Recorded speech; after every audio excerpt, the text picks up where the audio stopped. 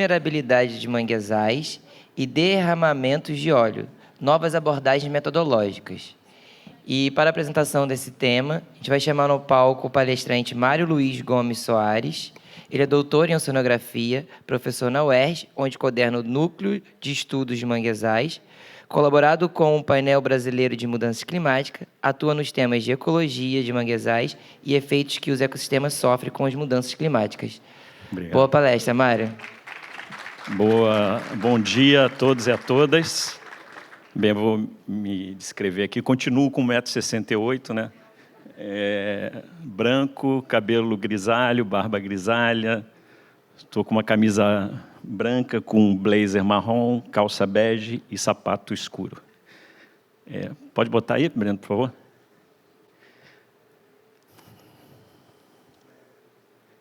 Bem, eu vou abordar o tema sobre análise de vulnerabilidade de manguezais a derramamento de óleo. Já vou antecipar que, no final, eu vou trazer a abordagem propriamente dita que eu quero mostrar, né, de um estudo que a gente fez tentando avançar da visão simplesmente de sensibilidade, que é o padrão que a gente observa, e de exposição, suscetibilidade, para uma abordagem um pouco mais complexa, envolvendo outras componentes da vulnerabilidade. Tá? Mas, antes disso, fazer uma breve contextualização, né? Ou seja, até mesmo em termos de evolução de abordagem, a gente tem acompanhado vários episódios de derramamento de óleo desde 2000, quando, na Baía de Guanabara, no caso, quando a gente ainda estava utilizando apenas uma abordagem baseada muito em características estruturais e funcionais da floresta de mangue. Depois a gente teve um outro evento em 2005, que foi o descarrilhamento de um trem da ferrovia Centro-Atlântica na área de influência da APA Guapimirim, com óleo diesel, e aí a gente já avançou um pouco para uma abordagem com características fisiológicas das plantas de mangue e características fitoquímicas. E depois, mais recentemente, né, teve o rompimento do oleoduto do Rio Estrela, também na Baía de Guanabara, em 2018, que continua sendo monitorado. Na verdade, principalmente, a gente foi imediatamente com o pessoal da equipe da APA Guapimirim naquela região, a gente conseguiu ter uma caracterização da floresta ainda antes dela sentir os efeitos do óleo, a gente conseguiu coletar o óleo que foi derramado, e esses estudos têm avançado muito com o pessoal que é parceiro nosso, que também é da universidade, que é o LAGON, Laboratório de Geoquímica Orgânica Marinha, da UERJ. E ali a gente já pensou em outros tipos de abordagem, acoplando, a gente já vem trabalhando junto com o pessoal do LAGON em todos esses eventos, mas sempre acoplando a ecologia com a geoquímica marinha. Tá? E em 2019 a gente teve o derramamento de óleo na costa do Nordeste, onde a gente participou um pouco pontualmente, participou muito de mobilização, e eu vou mostrar esse exemplo também rapidamente, que foi um exemplo mais interessante envolvendo as comunidades tradicionais. Então, o parceiro nosso é o LAGON. Aqui eu coloco dois exemplos de estudos. Um é um estudo que foi a tese da Michele. Então, a gente tem um LAGON ali liderado pelas professoras Cláudia Amacher, Cássia Oliveira e a Michele Araújo, onde a gente fez análise, e eu vou mostrar também esses dados, da contaminação de óleo em manguezais ao longo de toda a costa brasileira nos últimos 100 anos, através de testemunho geológico, recomposição, reconstituição desse processo de contaminação. E o trabalho da direita, que foi publicado, na verdade, ele surgiu como um processo. É interessante que isso foi citado na mesa, agora na parte da manhã.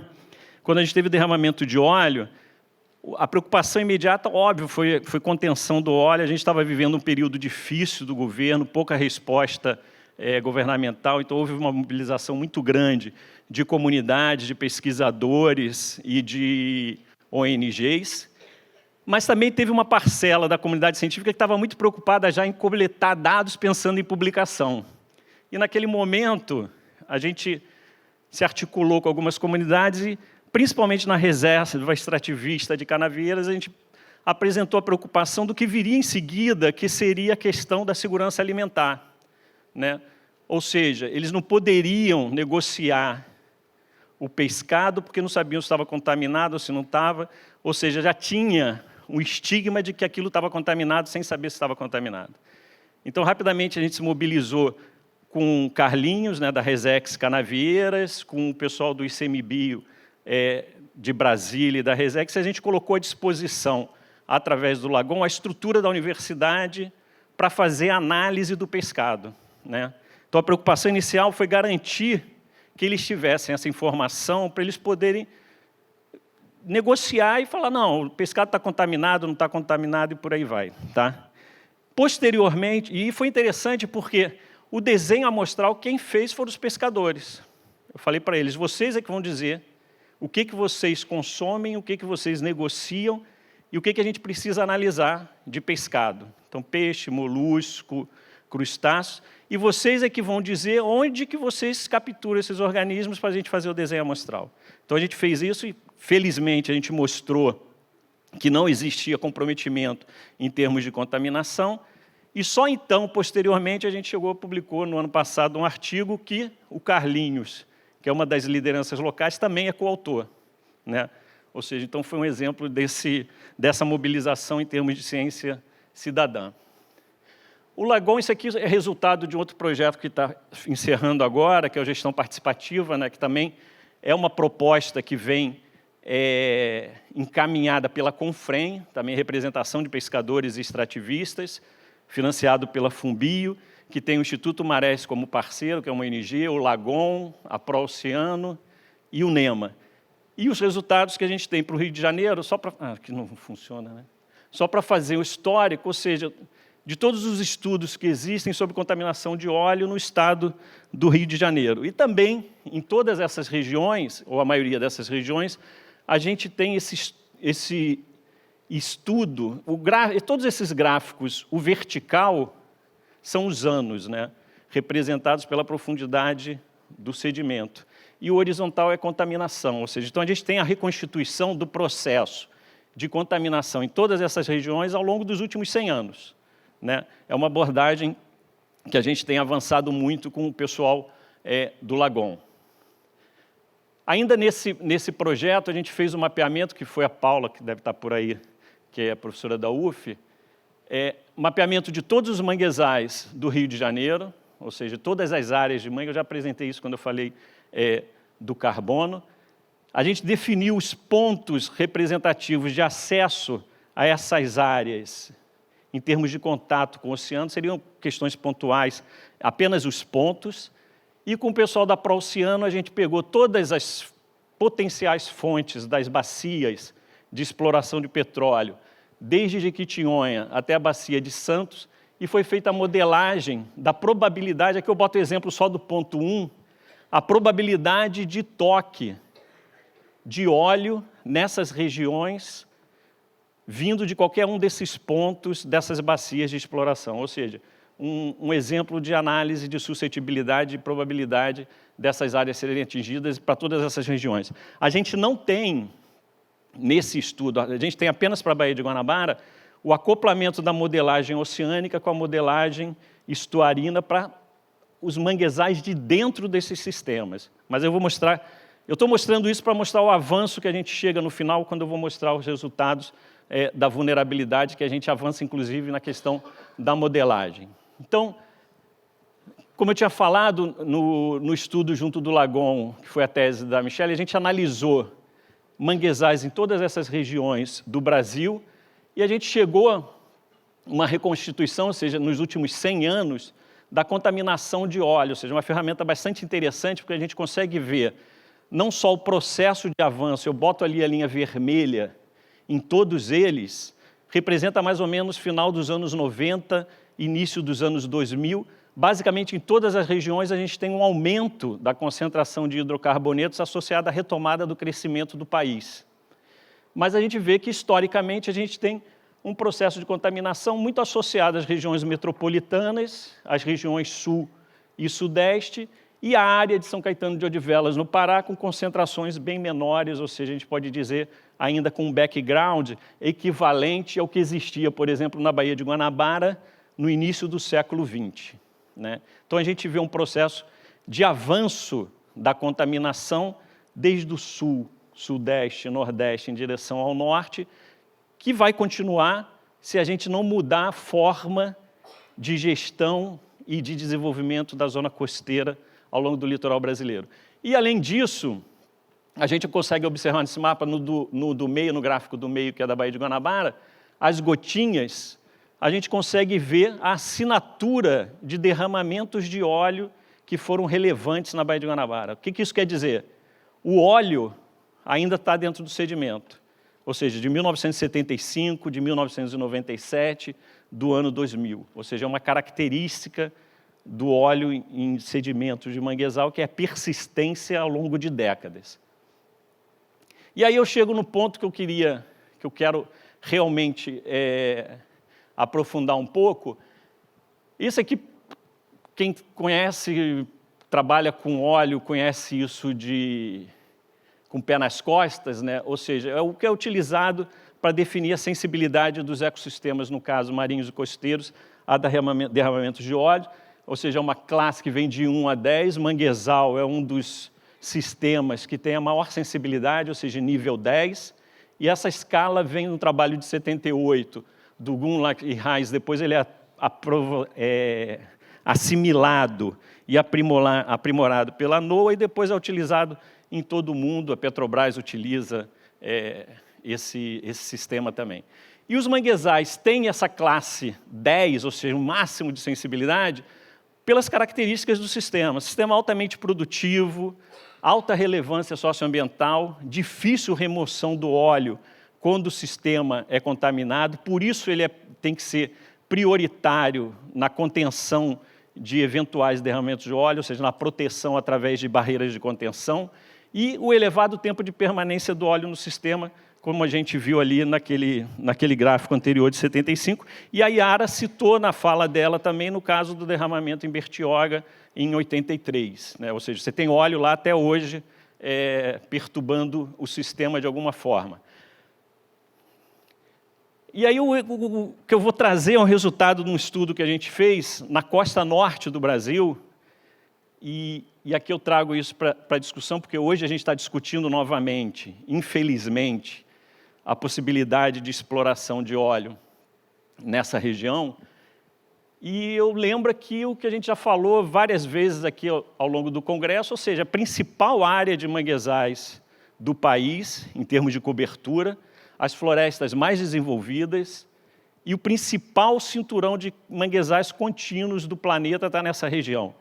Sem contar a quantidade de pessoas relacionadas que vivem nesse sistema. Tanto que a gente tem várias reservas extrativistas, sem contar a economia que depende desse sistema, através, por exemplo, da indústria de pesca, de turismo. Ou seja, então a gente tem um patrimônio bastante sensível, digamos assim, nessa região. E logo depois que teve a primeira oferta, se eu não me engano, elas foram em 2013, se eu estiver errado, alguém me corrige aqui, tem o pessoal da Petrobras talvez possa me corrigir. Teve um encontro na Guiana Francesa, em 2015, que era sobre o litoral da Guiana sob influência do Amazonas.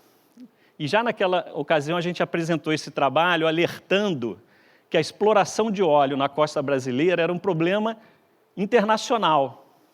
Poderia trazer problemas sérios de relações internacionais para o país.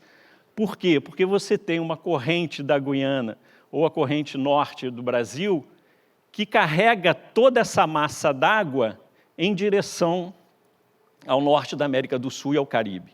Ou seja, então as modelagens iniciais mostravam que um derramamento de óleo, dependendo da bacia do norte, né, porque a gente tem várias bacias, tem a Foz do Amazonas, tem Pará, Maranhão, tem Barreirinhas, dependendo da bacia, ele poderia atingir não só a costa do Brasil, mas poderia atingir Guiana Francesa, Suriname, Guiana, e até o Orinoco, e atingir até países do Caribe. Então, era um problema que tinha que ser considerado, e hoje isso voltou à discussão, né? Ou seja, recentemente saiu uma matéria exatamente sobre essa questão, ou seja, as questões internacionais também relacionadas à exploração de óleo nessa região. E aí, nessa ocasião, aqui é só para registrar, né, um encontro único aqui, né, a gente está ali, o Prosi, que é da França, que tem trabalhado muito na Guiana Francesa, o Duque da Austrália, né, o Norman Duque, e o Fromac também é um dos pioneiros nos estudos na Guiana Francesa, e o Júlio ali Pellegrini, que é o responsável, ou seja, é o líder do grupo que fez a modelagem através da Pró-Oceana. E a dificuldade, eu coloco isso aqui, está ali o professor Felipe, não está numa gôndola em Veneza, né, mas talvez esteja até mais feliz do que se estivesse numa gôndola em Veneza. Ou seja, para lembrar novamente a dificuldade que é trabalhar nessa região, mas não para destacar a importância do trabalho. É para mostrar a dificuldade que é para se combater um derramamento de óleo nessa região. Ou seja, a gente não consegue nem conter o óleo dentro da Baía de Guanabara muitas vezes. Imagina numa região dessas dimensões, na Baía de Guanabara a oscilação da maré é inferior a 2 metros, ali a maré pode oscilar 10 metros, a gente tem rios caudalosos, rios com muito volume de água, uma corrente intensa, ventos alísios intensos, ou seja, não é questão de tecnologia, não estou negando tecnologia, não é questão de tecnologia e se ou não vai ter problema. É questão de quando vai ter problema. Isso é fato. Então, é uma reflexão que a gente tem que trazer. Ou seja, é fácil a gente discutir isso dentro de um escritório no sudeste do Brasil. Mas quando você entra num barco e fica à deriva no norte, como a gente ficou no norte da ilha de Marajó, que eu até brincava, cuidado se você cair aqui, a gente vai ter que te buscar no Caribe, né? Você vê que não segura, não segura. Essa é a questão. E aqui mostra, ou seja, por mais tecnologia que tu tenha, que eu não estou nem falando de muita tecnologia, é uma moto, você tem que se curvar às forças da natureza, nessa região, que regulam todo o processo, inclusive o teu processo de trabalho, o teu processo de vida, ou seja, as comunidades que vivem lá sabem muito bem disso. Ou seja, você tem que lançar a mão do artesanal, muitas vezes, em consonância com a tecnologia que também está disponível. Tá? Só para a gente não perder isso. Mais um exemplo, isso aqui foi na tal Valdenira, grande referência, ela foi até premiada, né, eu acho que Mulheres da Ciência, não sei se no ano passado, enfim, do IEPA, Instituto de Pesquisas do Amapá. A gente não está rezando, aqui a gente não está ajoelhado, está rezando, a gente está ajoelhado porque para descer do barco num banco lamoso na Guiana Francesa, você tem que se arrastar. Ou seja, alguém falou aqui numa apresentação, ou seja, esses manguezais que vão do Amapá até a desembocadura do Orinoco, eles estão sob influência dessa lama que sai do Amazonas e vai migrando e vai sendo colonizada por manguezais, depois é erodida, o manguezal coloniza de novo. E aqui a gente desceu, você vê lá atrás, as avicênias jovens, a gente desceu num desses bancos para fazer um trabalho e tinha que ficar ajoelhado. Você tinha que descer se arrastando, ou seja, é dificuldade. Ou seja, imagina você combater um acidente com óleo numa região com essas características, muito difícil. E aí a gente chegou, por conta disso tudo, de toda essa complexidade, da importância desses manguezais no norte, quando a gente apresentou um projeto de P&D para a ANP, a gente escolheu exatamente essa área para fazer o teste, ou seja, que é o projeto Costa Norte, tem uma página na internet, que foi um projeto extremamente interessante, extremamente gratificante, que no ano passado, inclusive, foi premiado no Prêmio de Inovação da ANP, foi o reconhecimento ao estudo, onde a gente coloca, então, a relevância dessa área pela nova fronteira de exploração de petróleo, a maior área de manguezais do Brasil, como eu já falei, altamente conservados, o maior cinturão de manguezais do planeta, alta importância socioeconômica, diversas unidades de conservação. E a abordagem que a gente adotou foi uma abordagem totalmente interdisciplinar, a gente foi na fronteira mesmo do conhecimento, vou mostrar para vocês, a gente teve que discutir com algumas empresas que prestaram serviço para a gente para obtenção de dados, os limites da tecnologia que ele tinha, porque não atendia o que a gente realmente queria. A gente queria mais, ele falou, pô, mas não dá, enfim, e a gente foi até onde realmente dava para ir. uma abordagem, isso aqui é o mais importante, lá naquela classificação de sensibilidade, você vê que o manguezal tem sensibilidade 10, e o manguezal é considerado um sistema homogêneo para aquela área, ou seja, como se fosse uma floresta totalmente homogênea. E o que a gente defendeu foi que o manguezal tem alta sensibilidade, ok, quando comparado com os outros sistemas. Mas existem manguezais que têm sensibilidade maior ainda. Então a gente falou, a gente não quer considerar o sistema como um sistema homogêneo e único. A gente quer ver as particularidades dentro do manguezal, e eu vou mostrar depois rapidamente o resultado, onde a gente consegue mostrar que existem. A gente parte da alta sensibilidade, mas chega a uma classificação de muito alta e extremamente alta, ou seja, mostrando que existem manguezais ainda mais sensíveis.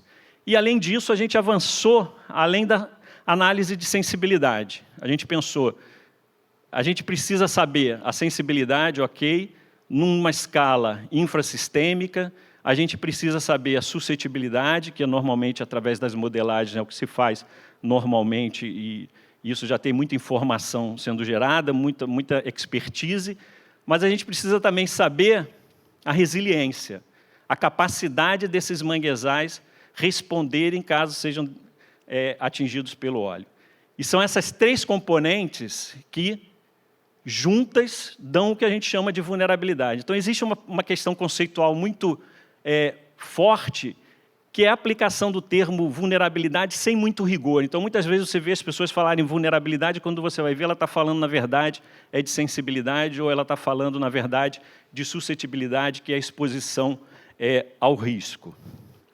Então, com base nisso, a gente avançou nesse projeto. Foi um projeto feito a muitas mãos, né? Além do NEMA, né, coordenado por mim e pelo professor Felipe, a ProOceano fez, que foi quem liderou o projeto, ficou com a parte principalmente de modelagem, junto do Laboratório de Pesquisa e Monitoramento Ambiental Marinho, da Federal do Pará, e o Laboratório de Métodos Computacionais de Engenharia da UFRJ, o Laboratório Espaço da UFRJ fez a parte de sensoriamento remoto, ou seja, a gente fez uma análise de sensoriamento remoto com imagens de alta resolução e com levantamento a laser transportado aéreamente, pelo LiDAR.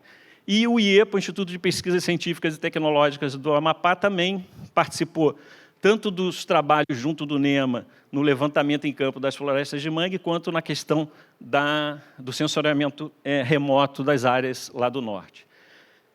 Então, o princípio do projeto é essa ampliação da abordagem de sensibilidade para vulnerabilidade, ou seja, a vulnerabilidade, na verdade, ela depende dessas três componentes. Uma é a probabilidade de você ser atingido por um determinado agente. Então, a gente, quando fala de vulnerabilidade, a primeira coisa que você tem que falar é definir vulnerabilidade ao quê?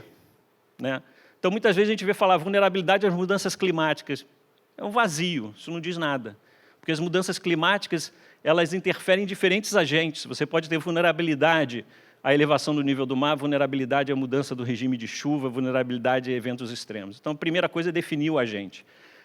Então, você tem a suscetibilidade, a probabilidade de ser atingida pelo agente. Depois é a sensibilidade, é como você sente o agente, como você responde a esse agente. E, por fim, a resiliência, ou seja, é como você se recupera ou responde para tentar voltar a uma condição mais próxima da natural após ser atingido por esse agente. Então, esse foi a partida. E o ponto de partida dessa concepção foi um estudo que a gente fez em Garapuá, foi falado, acho que a Hermínia falou aqui, né, na ilha de Boipeba, onde foi a tese do Júlio, né, a tese de doutorado do Júlio, onde a gente, primeiro, uma área muito pequena de mangue, o mangue sob substrato calcário, onde a gente mostrou, primeiro, a variabilidade das fitofisionomias, ou seja, a gente conseguiu mostrar que existiam 12 tipos de florestas naquela região, que é o gráfico ali, a tabela da esquerda. E depois, ainda na tese do Júlio, mas que foi publicado só em 2020, eu acho, não sei, a gente pegou todos aqueles tipos de vegetação e fez uma caracterização das componentes da vulnerabilidade, em termos de sensibilidade, suscetibilidade e resiliência. Então, esse foi o primeiro esforço nesse caminho, mas ainda era uma análise muito pautada apenas no conhecimento da vegetação, ou seja, não do ambiente profundamente, em termos de energia do ambiente. Mas a gente conseguiu, ou seja, tinha uma certa subjetividade que partia muito da necessidade de experiência profunda da equipe que está fazendo a análise, ou seja, baseada na vegetação. E aí, quando a gente vem para o Costa Norte, a gente parte da vegetação, com mapeamento digital, a gente faz análise de campo, vai lá, coleta centenas de medidas em toda a região norte, faz a análise através de imagens de alta resolução de satélite, cruza essas informações para poder espacializar, porque eu estou numa área muito grande, então eu não dá para eu pegar meu dado de campo e extrapolar, mas dá para eu pegar meu dado de campo, cruzar com as informações de sensoriamento remoto para tentar espacializar numa região mais ampla. A gente faz ainda o levantamento topográfico e de cobertura vegetal. É mais ou menos a mesma tecnologia que o Felipe mostrou na fala dele. Na fala dele, a gente usa um LiDAR terrestre, aqui a gente usa um LiDAR com sobrevoo, tá? com avião, que a gente vai utilizar tanto no refinamento do mapeamento da espacialização da floresta, como no cálculo do que a gente quer, que é a energia dentro do sistema com base no levantamento topográfico. Eu vou mostrar isso mais para frente, sobretudo no cálculo da frequência de inundação pelas marés dentro da floresta de mangue. E aí, essas componentes vão ser o suporte dos proxies que a gente vai utilizar, ou seja, dos indicadores das componentes resiliência e sensibilidade. E a modelagem das bases hidrodinâmicas vão servir, junto da dispersão do óleo, vão servir para outra componente, que é a suscetibilidade. Então, a gente cruza as três coisas para chegar à vulnerabilidade. Óbvio, pensando sempre no conhecimento integrado. Eu estou falando aqui muito rapidamente, mas tudo isso aí contou com uma equipe enorme, né? Ou seja, no NEMA não foi o Mário e o Felipe, para o Oceano não foi só o Júlio, Federal do Pará não foi só o professor Ronick, Espaço não foi só a professora Carla Madureira, a modelagem da UFRJ não foi apenas o professor Luiz Paulo, e EPA não foi apenas a Valdenir e o Salustiano. Tinha uma equipe enorme por trás disso, e mais, um suporte muito forte de comunidades locais também, para as quais depois a gente pretende apresentar esse resultado, ou seja, disponibilizar essa informação. E aí a gente parte, então, é uma área enorme, a gente decide, porque a gente está trabalhando, o que a gente está trabalhando? A gente está trabalhando em alta resolução. Não dá para fazer um mapeamento em alta resolução de uma área dessa magnitude, precisaria de muito recurso, muito tempo. Então, a gente escolhe 4 áreas que vão ser pilotos e representativas da Costa Norte. São Caetano de Odivelas, que é uma área que o NEMA já trabalhava e a Federal do Pará já trabalhava, já existia alguma informação.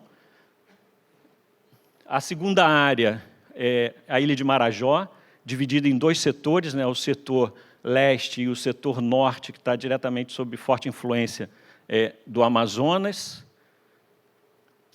Turiaçu, no Maranhão, e, por fim, Sucuriju, no Amapá. Então, essas 4 áreas elas foram estudadas de forma extremamente aprofundada no âmbito do projeto. Ou seja, a gente fez caracterização da vegetação em todas essas áreas, e aí a gente já comprova de cara, simplesmente com os dados de campo, do que a gente olha como uma cobertura homogênea de mangue, a gente encontra em uma das áreas mais de 20 tipos de florestas de mangue, baseado na composição, no desenvolvimento estrutural e na arquitetura.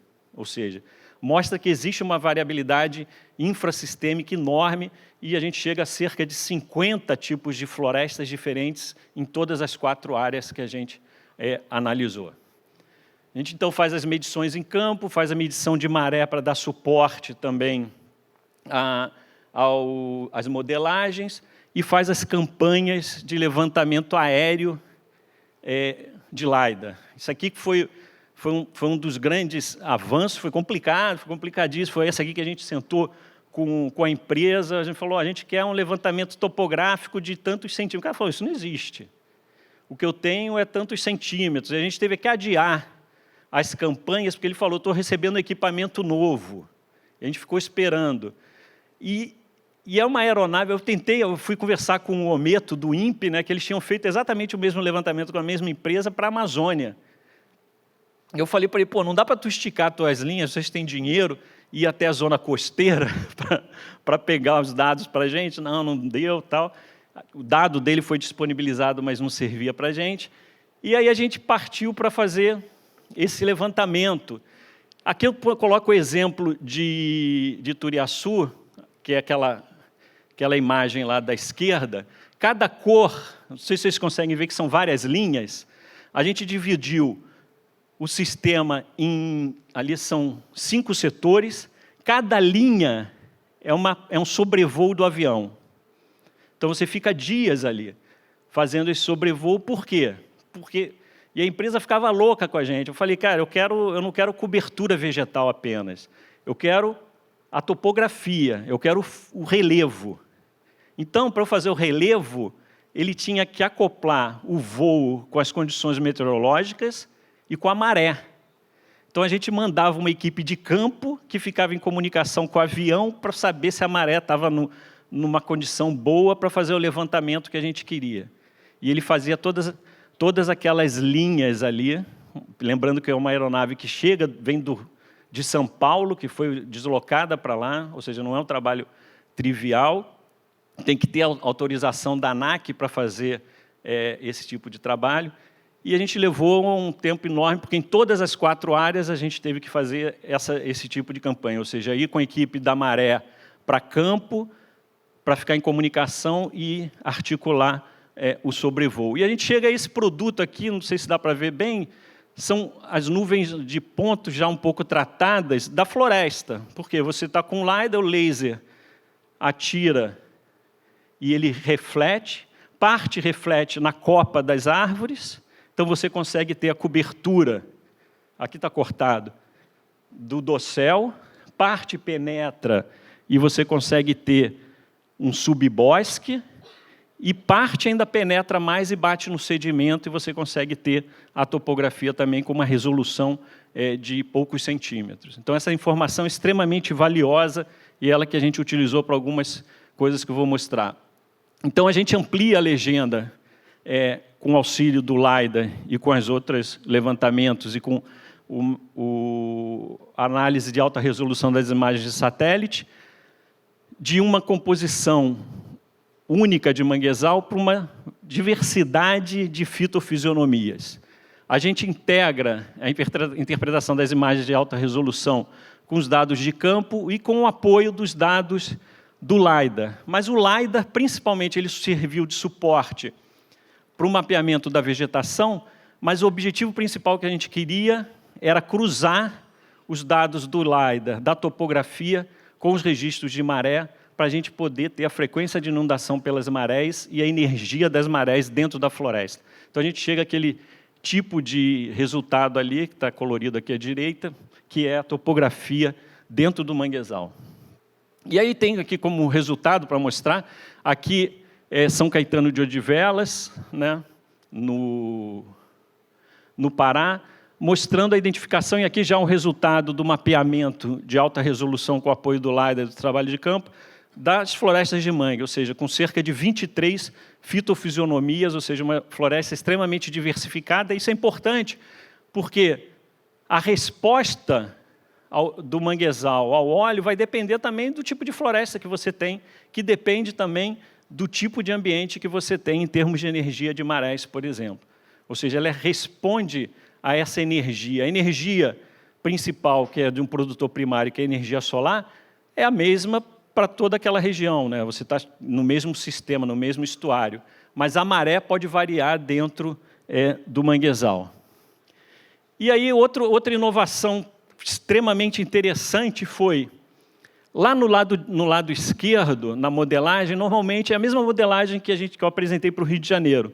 Você tem lá as bacias, desde a bacia Potiguar até a Foz do Amazonas, os potenciais pontos, você faz a modelagem de onde um eventual derramamento de óleo vai tocar na costa, ou seja, esse óleo vai bater aqui na costa, mas a gente não estava satisfeito com isso, né? Então, a gente não estava satisfeito com a modelagem oceânica. E aí a gente acoplou a modelagem em 4 escalas, que foi um trabalho bastante difícil para o pessoal da modelagem, dos 3 grupos de modelagem. Então, a gente pega a modelagem oceânica, o óleo que vem do oceano, das potenciais áreas de exploração, acopla na figura do meio, no azul mais clarinho, a modelagem costeira, é outra modelagem. Depois você acopla a modelagem costeira, que é o azul escuro no meio, ao modelo estuarino específico, e aí o pessoal da modelagem ficou feliz. Mas a gente não ficou feliz, não, a gente não quer isso. A gente gastou um dinheirão aí com o LiDAR, eu quero a modelagem dentro da floresta, que foi esse segundo. Então a gente acopla o estuarino dentro da floresta com base no levantamento do LiDAR. Então, a gente consegue ter o fluxo de uma partícula que sai do oceano, vem para a região costeira, entra no estuário, e eu consigo ver em qual parte do mangue ela vai chegar, né? Só que lembrando, como eu já falei também no carbono, isso é um processo contínuo de aprimoramento, né? Essa modelagem pode ser melhorada, sempre pode ser, são estimativas, isso é probabilidade, né? Que são maiores ou menores, tá? Mas é um avanço, ou seja, a gente abre um caminho de avanço até mesmo para o processo de discussão do licenciamento. Por quê? Um outro avanço desse estudo que foi feito foi a modelagem reversa. Com base no resultado da modelagem, você pode chegar e escolher um ponto da costa de interesse, porque tem uma espécie ameaçada, ou porque tem uma comunidade tradicional, qualquer coisa de interesse, e falar, esse ponto pode ser atingido com maior probabilidade de óleos que vêm de tais regiões. E aí você fala, então, nessas regiões eu não posso ter nenhum empreendimento. Ou seja, você inverte a lógica. Que o que a gente está vendo agora, a gente faz a concessão dos blocos e depois a gente começa a licenciar. Quando tinha que primeiro ter esse estudo para depois poder dizer o que pode ser concedido ou não, tá? E aqui é para vocês terem uma ideia do refinamento que esse levantamento causa. Aquele gráfico, aquele mapa da esquerda é a frequência de inundação, as classes de frequência de inundação com dado disponível até então, do CRTM. É tudo azul. Quando a gente pega um dado refinado do LiDAR, a gente chega a essa característica aqui à direita. Deixa eu avançar aqui, que o relógio já está no meu calcanhar. E aí a gente consegue, com esse módulo de dispersão do óleo acoplado nos 4 modelos, chegar a um mapa de suscetibilidade, de probabilidade de toque, que vai muito além da probabilidade de toque na linha de costa. Tudo que está em rosa ali é floresta de mangue com diferentes níveis de suscetibilidade a derramamento de óleo. Isso foi um teste que a gente fez, né? Não adianta perguntar, vai chegar, não vai... Não, isso é um teste que foi feito, porque a gente faz em diferentes cenários. Uma coisa é o derramamento de óleo no verão, outra coisa é no inverno, uma coisa é na maré de quadratura, outra coisa é na maré de Cisígia. Tá? Ou seja, então, você tem cenários que você vai alimentando o teu modelo para saber, se acontecer agora, mas você tem a possibilidade de estar trabalhando em tempo real com esses dados. Num processo de emergência, você vê as condições mudando e você vai adaptando o teu processo de resposta à emergência. E aqui, não sei se vocês conseguem ler, e aqui é a questão conceitual lá em cima, que são os proxies que a gente utilizou. Que aí a gente conseguiu, no processo do projeto, ir além do que a gente imaginava. A gente achava que a gente ia calcular a probabilidade, ia calcular a frequência de inundação, e a gente ia conseguir quantificar a probabilidade de toque, e o resto ficaria numa coisa meio subjetiva. Não, a gente foi... Com base nos dados do LiDAR, a gente falou, vamos trabalhar com proxies físicos que afetam as características em termos de sensibilidade e de resiliência dos manguezais. Está lá em cima. Então, a gente usou a suscetibilidade, a probabilidade de toque, como proxy da sensibilidade, a gente calculou a energia cinética dentro de cada ponto da floresta. Por quê? Porque a gente sabe que a sensibilidade do mangue está muito relacionada também à oxigenação do substrato, e a oxigenação do substrato está diretamente relacionada à energia das marés, para mostrar que manguezais mais lavados pelas marés seriam menos sensíveis do que os menos lavados, ou seja, para a análise infrassistêmica que eu mencionei. E a resiliência, a gente também trabalhou com duas grandezas físicas. Uma foi o trabalho. Por quê? Um dos componentes que a gente considerou, existem outros componentes da resiliência, tem que ficar claro aqui. Isso é uma aproximação de uma dos componentes da resiliência. É a capacidade de remoção do óleo do ambiente depois da contaminação. Essa remoção pode ser física, mas também pode ser biológica pela decomposição. E ambas dependem da característica da energia da maré. Ou seja, quanto mais energia da maré, mais oxigenado o substrato e maior possibilidade de decomposição mediada aerobicamente. Então, aumenta a capacidade de remoção biológica. E quanto mais energia física, maior a remoção física. E aí a gente usou o trabalho, que é aquilo que a gente aprende na escola lá, na física, que todo mundo, a maioria odeia, e a gente vê a utilidade nesse momento, que nada mais é que a capacidade de transmissão de energia através de um movimento, no caso, o movimento da maré. E a taxa de afastamento, que é a capacidade de uma partícula ser removida de um ponto da floresta para outro. Então, a gente usou isso como proxy da resiliência e chegamos a essa tabela aqui embaixo, que eu não vou detalhar. Tudo foi calculado, tudo tinha valor, mas para a interpretação ficar mais fácil, a gente transformou os valores em categorias, alta, média e baixa. Tá? Ou seja, não quer dizer que continuou sendo subjetivo.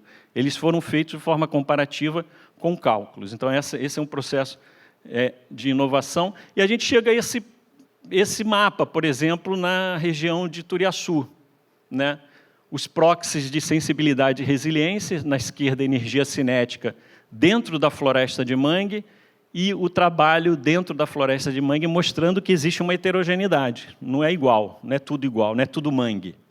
É mangue com diferentes características. E aí, para fechar, a gente chega nesse avanço. Essa é a contribuição do projeto para essa discussão. Essa é a visão que a gente tem hoje, né? Até hoje. Ou seja, uma fonte de óleo, a costa toda desenhada com os níveis de sensibilidade de 1 a 10, o manguezal sendo 10, simplesmente o ponto da costa, o ponto de toque, né, o manguezal homogêneo e uma análise estática. E a gente avança para essa caracterização quantitativa, com uma determinação infrassistêmica, quebrando a vulnerabilidade nas suas 3 componentes que têm que ser consideradas. Por que elas têm que ser consideradas? Por mais que você defina a sensibilidade, a suscetibilidade, a resiliência, em tempo real, se você tem um mapa de resiliência e a condição vai mudando, você vai ajustando a tua resposta para defender áreas de menor resiliência, por exemplo, que por alguma mudança da condição na hora do ataque, na emergência, pode mudar um vento ou alguma coisa. Você tem lá um mapa de quem é mais resiliente, menos resiliente, mais sensível, menos sensível.